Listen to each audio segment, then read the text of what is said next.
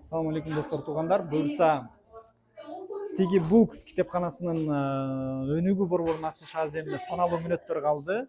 Бул бир тарыхый окуя, тарыхый иш-чара демекчибиз. Эмнеге дегенде Кыргызстанда эң алгачкы жолу заманбап ар тараптуу өнүгө турган заманбап китепкана Кыргызстанда биринчи жолу ушу Балыкчы шаарында ачылган турат.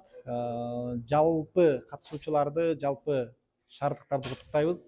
Буюрса ушул жака келип эле китеп окуп, өзүңүздөрдү өнүктүрүп, көп адамдарга жакшылык жеткен китепканалардан болсун. Эми бизге кыргыз эли үчүн китеп чыгаруу убагы келди. Тайсалдап тура берсек, улутту эч качан ойгото албайбыз. Урматтуу жолдош профессор, мен даярмын. Тапшырмаңызды бериңиз. Эмне десеңиз, ошону кылам. Чын эле элдин катышып атын жоюу биздин милдет. Гезитти күндө окуса, китепти кылымда окушат. Жарайсың, Осмонкул. Бүгүн бул китеп үчүн мени камашы мүмкүн. Бирок эртең бул китеп үчүн биздин эл ойгонот. Айткылачы, китеп жан дүйнөнү жана улутту өстүрөбү? Өстүрөт. Китеп менен адам өзүн тааныйбы? Тааныйт, туура. Китеп менен өлкөнү гүлдөтө алабызбы? Гүлдөтө алабыз. Китеп менен кана бизди кыргыз эл деп таанышат. Ушул жетишет. Кана, кимдер макулсуңар? Колуңарды көтөргүлө. Макулмун мен. Мен макулмун. Сиздердин уруксаатыңыздар менен бүгүнкү иш-чараны ачык деп жарыялайбыз.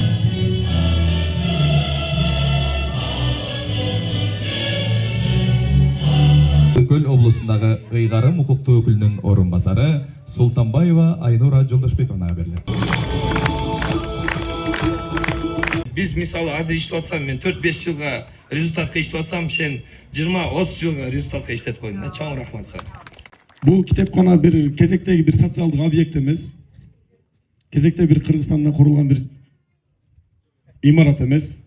Бул китепкана буюрса Кыргызстанда жүрүп аткан кылым курулушу сыяктуу объекттердин эң алдыңкы, эң баалуусу, эң жогоркусу десек болот. Жаштар, ата-энелер, үйдөн урушуп кетсеңер, китепканага келиңиздер. Нааразы болуп, ички жан дүйнөдө тынчтык болбой атабы, китепканага келгиле. Китеп өзү адамды ачат. Негизи эле мындай айтып кетсек, биз Кыргызстанда китеп көп окубайт экенбиз. Дүйнөлүк статистикаларга эсептеп келгенде, бир кишиге 45 китеп, 50 китеп, 15 китеп, 2 китеп, 1 китеп туура келсе, 100 кыргызга бир китеп туура келбейт экен. Барыңыздар эле спортчу катары билесиздер, бирок айтат го, билеги күчтүү бирди жыгат, билими күчтүү миңди жыгат дегендей, ушу спортто деле мен ушул күнгө чейинки жеткен, жараткан, жалпы Кыргызстандын күчү менен, колдоосу менен, кыргызстандыктардын тилеги менен, батасы менен, дуасы менен жеткен ийгиликтердин аркасында ушул эң биринчи билим турат. Бул китепкана бул жөн эле китеп сактаган жер эмес. Бул интеллектуалдык жаандуу мейкиндик, жаңы идеялардын борбору, жаштардын жана келечектеги лидерлердин жолукчу аянтчасы. Бул жерде балдар китеп окуу эле тим болбостон, ойлонуп, изилдеп, өз долбоорлорун иштеп чыгып, дүйнөгө жол тартат деп ишенем.